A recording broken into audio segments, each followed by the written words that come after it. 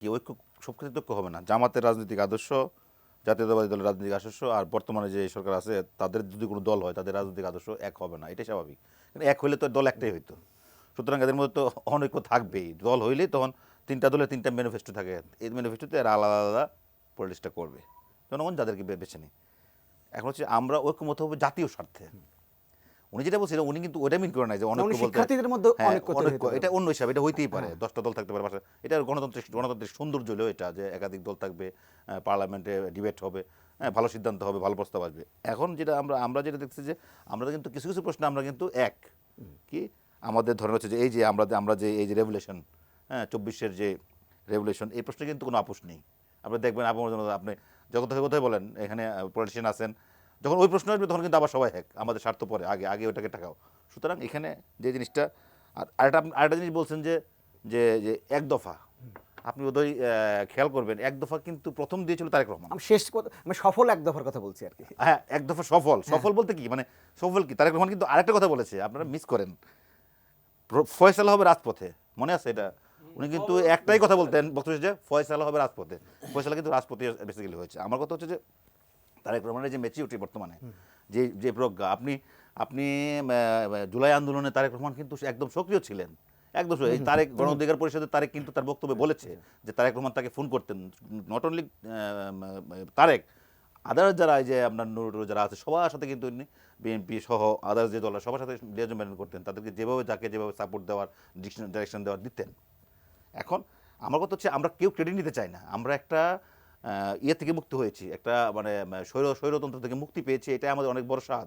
কিন্তু যখন আপনি রাষ্ট্র পরিচালনা যাবেন সেখানে অভিজ্ঞতার একটা বিষয় আছে। আপনি আসেন যে এখন দাবি উঠছে কি 17 বছর বয়সে ভোটার হবে, ওকে ফাইন, 18 বছর 1 বছর, এটা কোনো আমি কিন্তু 25 বছর থেকে কমিয়ে আপনি যদি 21 বছরের একটা ছেলে যদি পার্লামেন্ট মেম্বার হয় বা উপজেলা চেয়ারম্যান হয় বা ইয়ে হয়, আপনি পার্লামেন্ট মেম্বার হওয়া মানে কি সে ক্যাবিনেটে যাবে, ক্যাবিনেটে যাবে, সে তো স্টুডেন্ট। আপনি জানেন আমাদের পড়াশোনা কি, আমরা ধরেন 16, 17, 18 বছর বয়স হচ্ছে এইচএসসি পাস করে, তখন তো সে অনার্স পড়বে। তো অনার্সে ফার্স্ট ইয়ার এবং সেকেন্ড ইয়ারের পর একটা ছেলে যখন দেখেন যখন সে ক্যাবিনেটে ঢুকবে, সে মিনিস্টার, তো তার প্রোটোকল থাকবে না? তো সে কি ইউনিভার্সিটি যখন যাবে তখন তো স্যার তো তার প্রোটোকলে পড়ে যাবে। একনল হ্যান্ড ওয়াশ 100% প্যারাবেন ফ্রি, তাই নিরাপদ হাতের জন্য আস্থা রাখুন একনলে। সে যখন বিসি অফিসে যাবে, বিসি তার প্রোটোকলে পড়ে যাবে। তা এগুলি হচ্ছে হাস্যকর বিষয়, এগুলি না, আপনি বেসিক জায়গায় আসতে হবে যে আমরা সিস্টেমটাকে চেঞ্জ করব। সিস্টেম মানে মানে আপনি বয়স কমানোর মধ্যে কোনো সিস্টেমের ক্রেডিট নাই। আপনি করতে হবে যে আপনি যে পলিটিক্যাল নির্বাচনের যে পদ্ধতি, নির্বাচন কমিশনটাকে আপনি স্বাধীন করে দিতে হবে। আজকে বলেছেন বদিউল আলম মজুমদার একটা সেমিনারে বলেছেন যে নির্বাচন কমিশন আসলে তাদের যে প্রশাসন টোটালটাই আসলে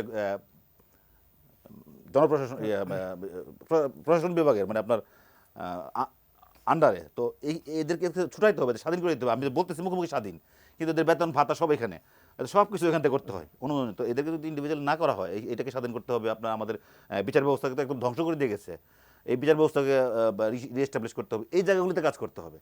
মানুষ ন্যায় চায়, মানুষ তার অধিকার চায়, মানুষ স্বাভাবিক জীবনযাপন করতে চায়, মানুষ কখনোই ক্ষমতায় কেউ সবাই মন্ত্রী হতে চায় না। তাই মন্ত্রী এমপি যারা হতে চায় তারা হোক গা।